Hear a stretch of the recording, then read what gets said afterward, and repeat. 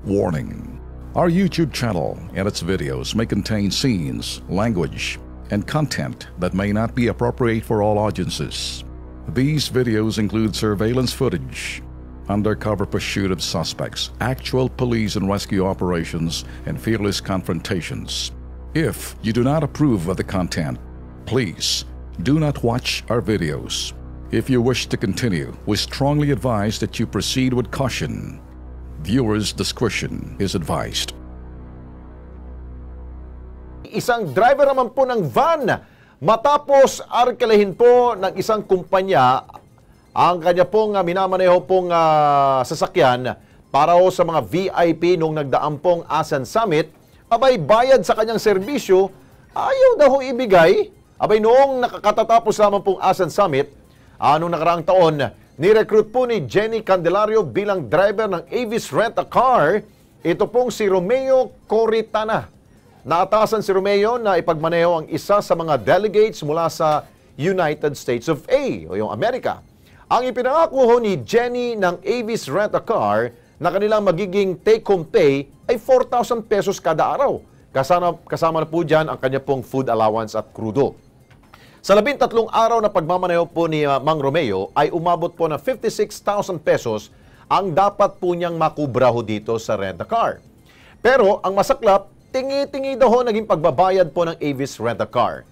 At kasama ho natin si Mang Romeo Coritana. Mang Romeo, magandang hapon ho sa inyo. Magandang hapon po, Okay. sir. Paano bang humantong inyong pag-uusap? Meron ka bang pinirmahan na kontrata sa inyong serbisyong gagawin po dito? Bali, wala po. Ang kausap ko lang po si Jenny na hindi naman po siya connected din sa Avis. Bali, siya po ay parang subcon. Okay. Ngayon, ang sabi niya po sa akin, pagkatapos po ng summit, babayaran niya rin kagad kami. Ngayon, nagsabi sa akin na mga 3 days raw babayaran. Nung bandang huli, hindi na nasunod yun. Okay. Hanggang sinabi niya sa akin, sumama raw ako sa Avis at magreklamo. Sabi ko, mali. Hindi naman ako kausap ng Avis eh. Kayo ang kausap ng Avis. Yung problema niyo, huwag niyo ibabato sa akin. Tama. Ngayon, sabi ko, bayaran mo ko para hindi tayo magkaroon ng problema. Dahil irereklamo kita, sabi ko sa kanya. Ngayon, ang sabi niya sa akin, kasi, Mr. Coritana, kasi si Avis, sabi ko, ma'am, hindi ko nga problema yan eh. Dapat siya makipag-usap doon. Kayo ang kausap ko. Yes. Kayo magbayad sa akin, wala akong pakialam dyan. Ngayon, sabi ko sa kanya, kung meron pa ako may tutulong ako sa problema nyo. May malalapitan ako, sabi ko.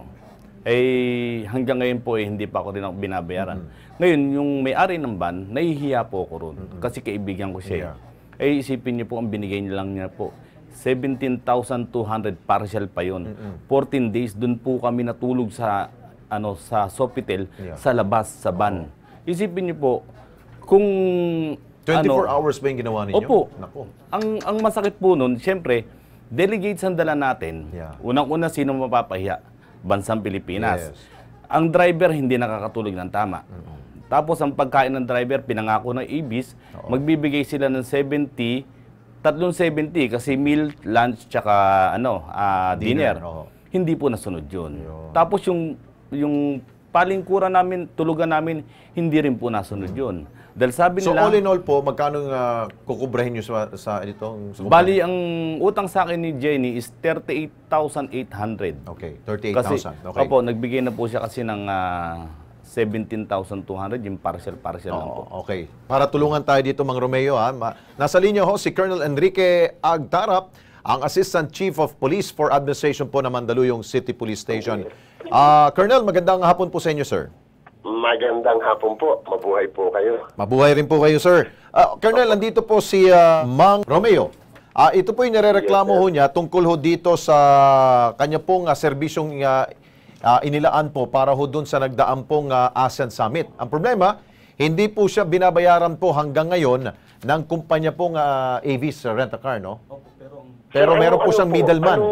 Ano po? Rent-A-Car. Rent-A-Car po. Pero meron po siyang middleman na kanya pong kausap, na isa pong middleman na si Jenny, yun daw hong kakontak ko ng Avis Rent-A-Car. Opo. So ano pwede ho nating gawin ho dito, sir? Ganito po, papuntahin niyo po sa amin sa opisina. Okay.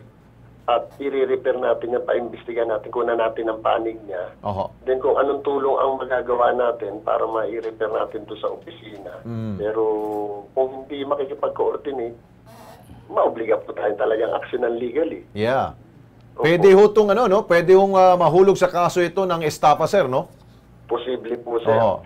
Sir, sana po pagpunta niya doon sa opisina namin, dalhin niya lahat ng dokumento na magiging guide namin para kung ano man ang aksyon na gagawin namin, sir. Okay, I'm sure may contact ka ba dito kay Jenny Candelario? Opo, binigay ko po yung number. Kahapon po, tumatawag siya. Oo. Ngayon, ang sabi niya may 10,000 daw siya. Sabi ko, ibigay niyo yung price, yung kulang niyo. Sapat talaga dapat. Yung sapat. Oo. Eh, ang sinisilip niya, si Avis na naman. Sabi ko, hindi ko kausap si Avis eh. Oo. Ikaw kausap Parang ko ginagawa ko, Colonel, tingi-tingi hong bayad sa kanya, hindi na full payment talaga. Opo. Oo.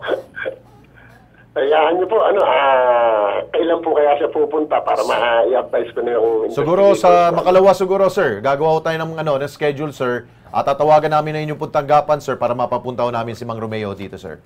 Asahan po namin Okay. siya, sir.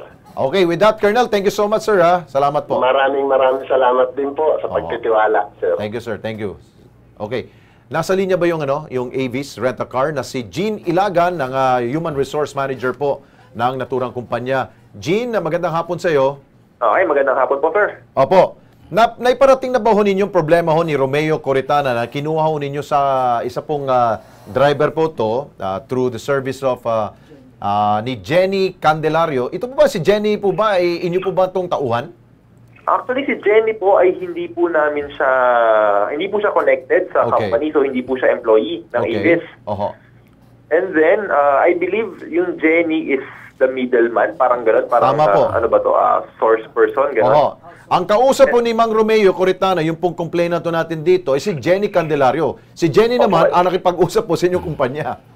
Yun nga po, kaya nga po, sir, I believe itong si Jane Candelario is the person na kailangan niyang kausapin because siya po yung, kumaga, para magbabayad po kami kay Jenny. Oho. And then si Jenny, bulk po yung bayad namin, then siya po yung magdi-distribute sa mga tao. Okay, from your end, sir, ano natin, Sir Gina, sa inyong end, nabayaran na ho ninyo si Jenny?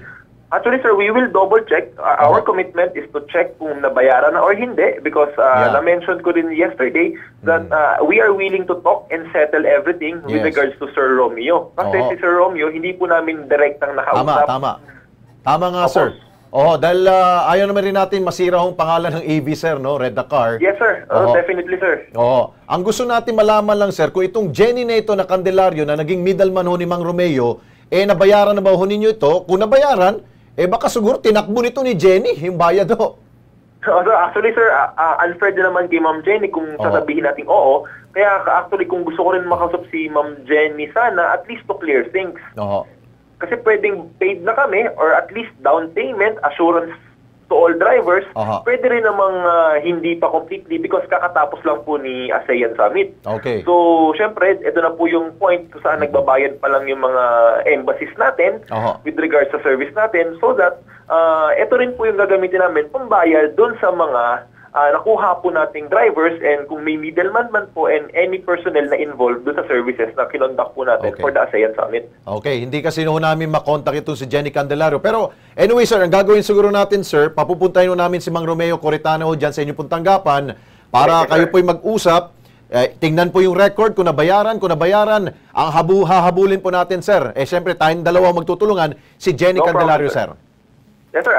Open po yung office namin from Monday to Friday from 8 to 6 p.m. Pwede niyo po akong diretsuhin sa HR manager po ng Avis, Jean Ilagan. So, we are open to any communication and any talks po with regards to any matter naman po, sir. Okay. With that, Sir Jean, thank you so much, sir, for your time dito po sa Kilos Pronto. Salamat, sir. Okay. Salamat, sir. Okay.